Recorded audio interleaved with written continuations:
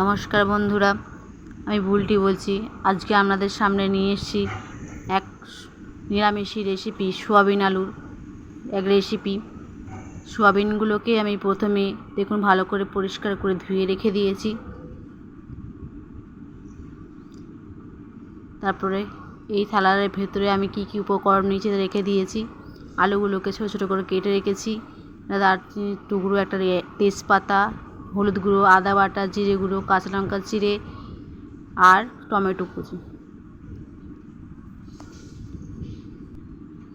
প্রথমে কড়াইটাকে আমি গরম করে নিয়েছি। এরপরে আমি তেল দিয়ে দিয়েছি সোয়াবিনগুলোকে আমি ভেজে নেব বলে।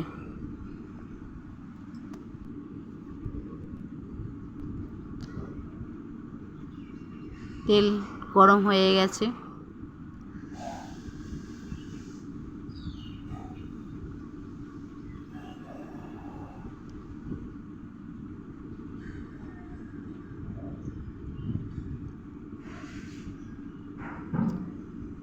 এরপর আমি একটু হলুদ দিয়ে দেব, যাতে তেলটা যাতে না ছিটকায়, তার জন্য। এবার সোয়াবিনগুলোকে আমি কড়াইয়ে দিয়ে দিলাম। ভালো করে নাড়াচাড়া করে এটাকে আমি কষে নেব।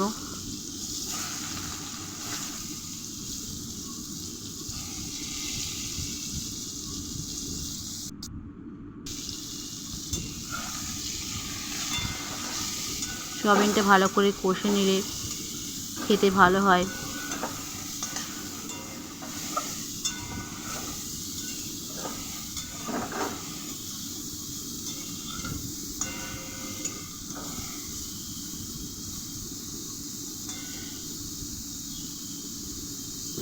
তো আমি একটু সামান্য নুন দিয়ে দিলাম, যাতে সোয়াবিনগুলো ভেতরে নুনটাও ঢুকে।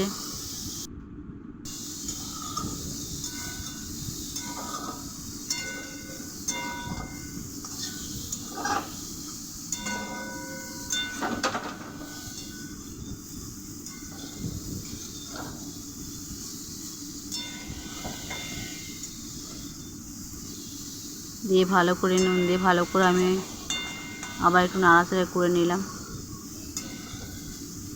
সোয়াবিনগুলো কষা হয়ে গেছে। এরপর এগুলোকে আমি নামিয়ে নেব। হয়ে এসছে কড়াই কষা হয়ে এসছে, দেখুন।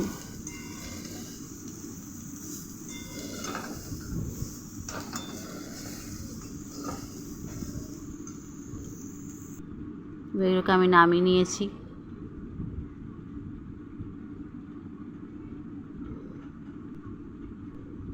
ওই কড়াইতেই আমি আবার তেল দিয়ে দিলাম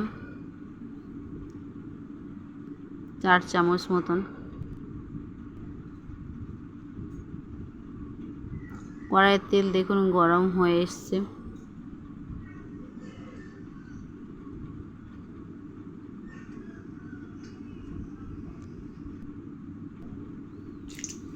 এরপরে আমি দারচিনিটা দিলাম, একটা তেজপাতা দিয়ে দিলাম।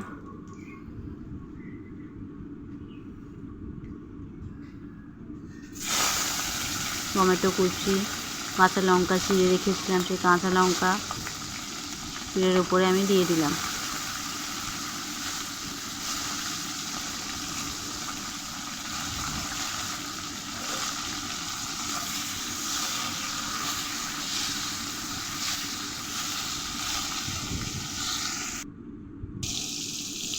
টমেটোতে একটু নুন দিলাম, যাতে টমেটো একটু তাড়াতাড়ি নরম হয়ে যায়, সেই কারণে।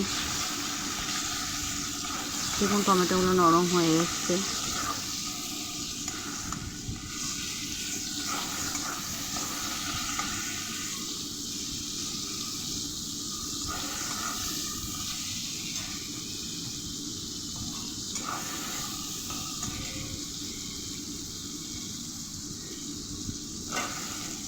এর উপরে আমি কেটে রাখা আলুগুলোকে আমি দিয়ে দিলাম।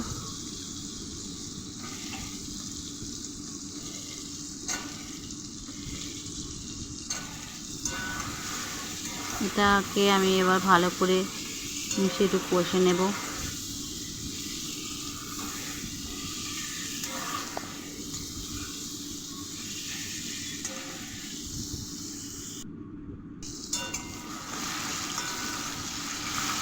দেখুন আলুগুলো ভাজা ভাজা হয়ে গেছে প্রায়।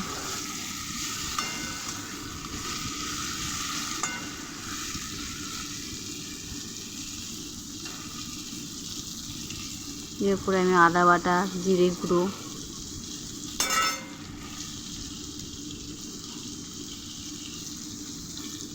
হলুদ গুঁড়ো,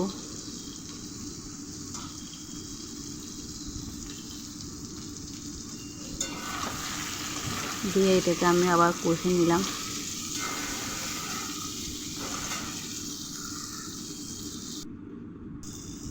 দেখুন মশলাটা কষা হয়ে গেছে। এরপর নুন দিলাম এতে একটু, আবার একটু কষে নিলাম।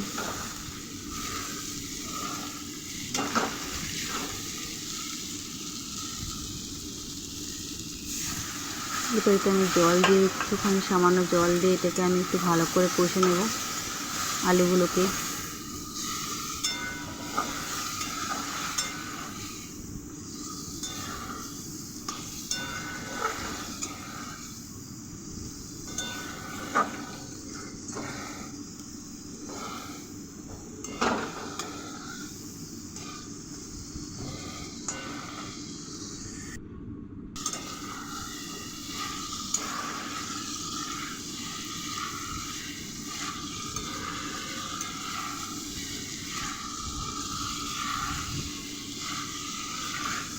দেখুন তেল ছেড়ে দিয়েছে মশলাটা, এই আলুগুলো কষা হয়ে গেছে। এরপর আমি এতে এর মতন একটু জল দিয়ে দেব। আলুগুলো একটু সেদ্ধ হবে, তাই আর একটু জল দিতে হবে আমায়।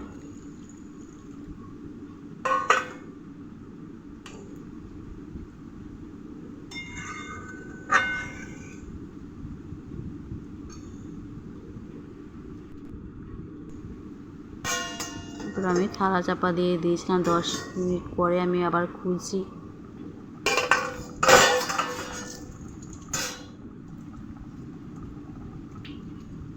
দেখি আলুগুলো সেদ্ধ হয়েছে কিনা। সেদ্ধ হয়ে গেছে। এবার আমি সোয়াবিনগুলোকে দিলাম। সোয়াবিনগুলো দিয়ে দিলাম ঝোলের সাথে, যাতে একটু যাতে মিশে যায়, আর ওর ভেতরে সোয়াবিনের ভেতরে মশলাগুলো যাতে একটু ঢুকে যায়, নুন ঝাল। দেখুন আমি আবার একটু ভালো করে নাড়াচাড়া করে দিলাম।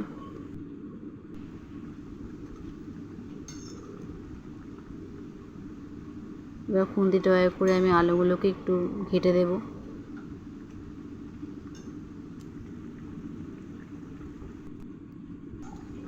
আলুগুলোকে ঘিরে দিয়ে হয়ে গেছে।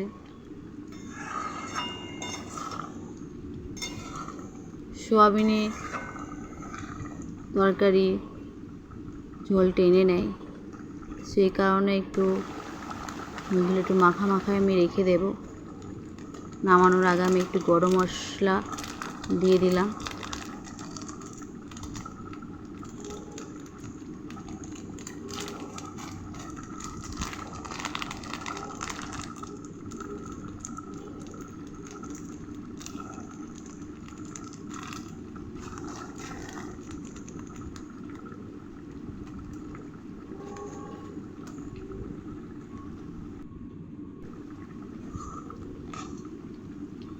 দেখুন আমি এরকম রেখে দেবো। সোয়াবিনে আমি এই টেনে নেবে তরকারিটা মাখা হয়ে।